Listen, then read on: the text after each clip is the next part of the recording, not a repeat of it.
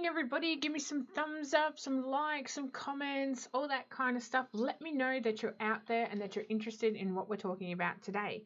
And if you're watching this on YouTube, then please subscribe to the channel. Bling, bling, bling, bling, bling.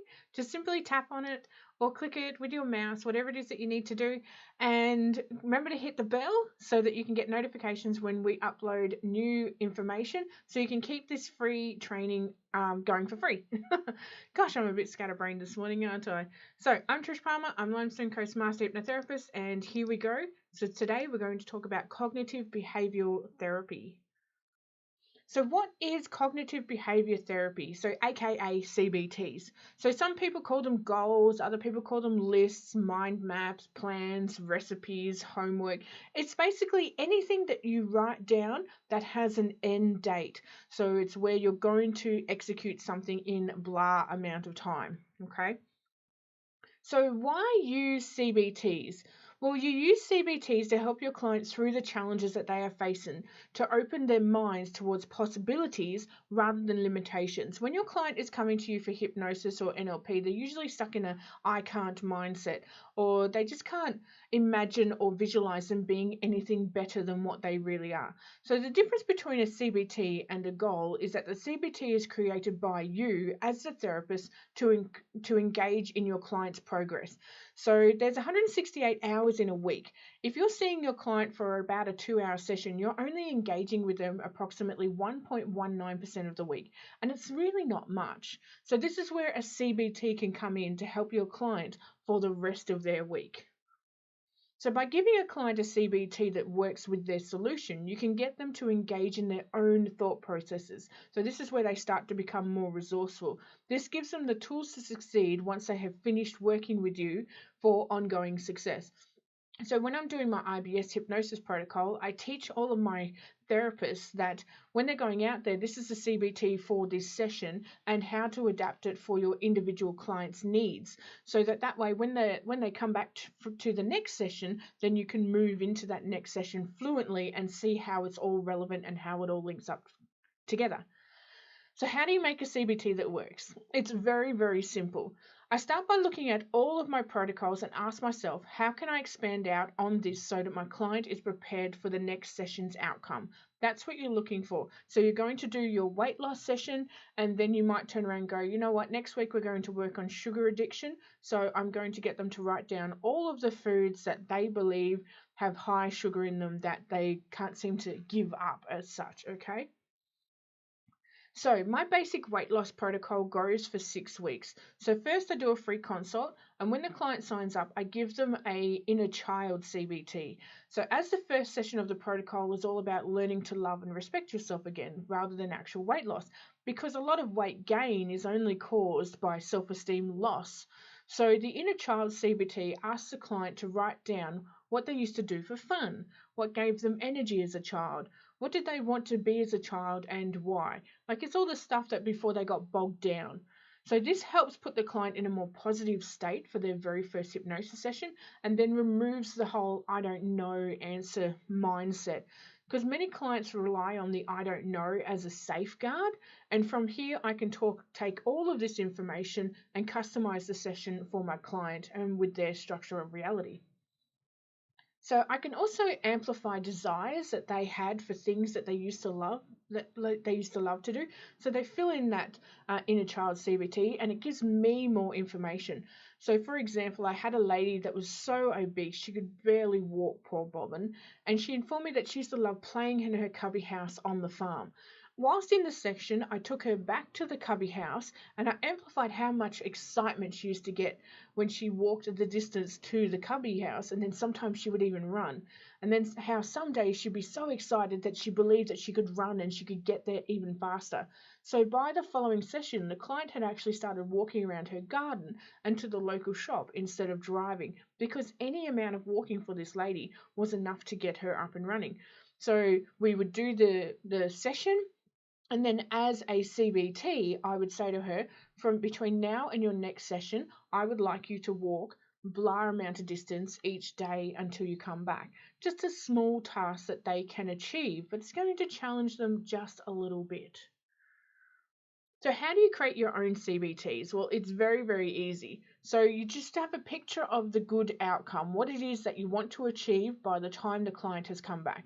You ask NLP questions to invoke thought. So what is it? What isn't it? What would happen if you didn't? So you ask those outside of the box questions. The tasks that involve others can be used as well. So in my CBT book, as you can see up in the picture, I have one CBT for weight loss where people go around and ask their family and friends if they were a food, what food would they be?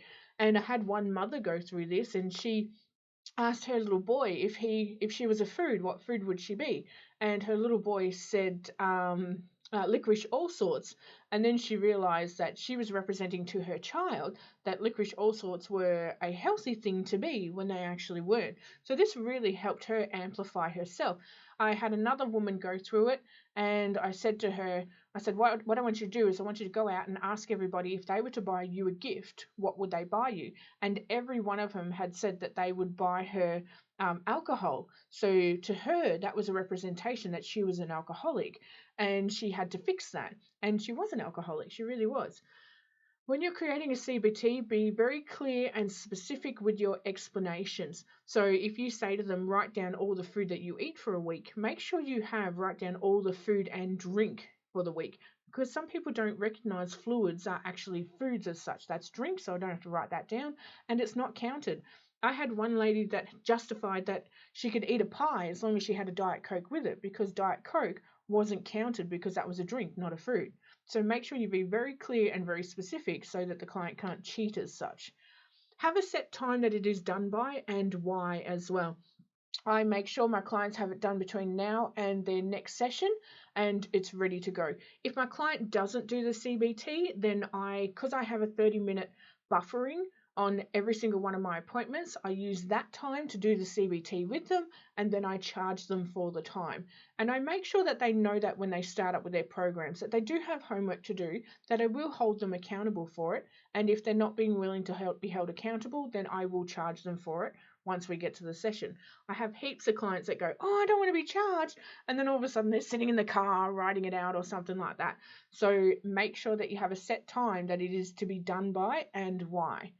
Print it all up very, very nicely so that your client feels that they're getting something that's worth putting the effort in. There's no point in just giving them a scrummy piece of paper that's written on a notepad or something like that. That'll get lost. It has no value to it. So make sure it's all printed up very nice on good paper with good images so that the client feels that it's worthy of it. So when creating a CBT for your client, ensure that you write it in the client's records that what the requirements are and follow it up. So, you have to follow it up too. As a good therapist, you have to make sure that your clients are actually doing the CBTs. You're holding your client accountable towards their success, because when they leave you, when they've finished their program or something like that, they're no longer accountable to anyone but themselves. So make sure you hold your client accountable. In the modern mentoring, we will teach you even more of what's included with the CBT. So there's some things that you just don't do, and there's other things where you have to do it in order to get them to amplify themselves. And if you're struggling to create a CBT, you can actually purchase my CBT book. It has over 50 tasks in it that are ready to print, and it's all available in the Modern Mentoring course as well. So in that CBT book, there are CBTs for anxiety, depression, IBS, weight loss, quit smoking, mentoring, life coaching. There's heaps and heaps of stuff in there. So if you want to head over to our webpage, pellenandpalmer.com, by all means you can buy it there. Or if you join our Modern Mentoring, you can get it in there and you can just download it whenever you want. So please join me in the next video. I'm going to be talking about the benefiting technique. This is one of those simple techniques that as soon as I put it into my programs, I was like, whoa, this is just the simplest, easiest technique I've ever come across. And it just amplified everything. And all of a sudden I realized where my client was coming when it comes from their outcomes and things like that. So like I said before, give me a like, give me a thumbs up, give me a comment. Hey. Let me know that you're there. And please, if you're watching this on YouTube, subscribe to the channel. Just simply tap that subscribe or click on it, and make sure you hit the bell as well so that you can get new updates every time we upload the free course. And the more people that we get to subscribe, the more we'll keep the content free. So otherwise from that, please join me in the next video. I will be talking about the benefiting technique. Have an awesome day, everybody. Bye-bye.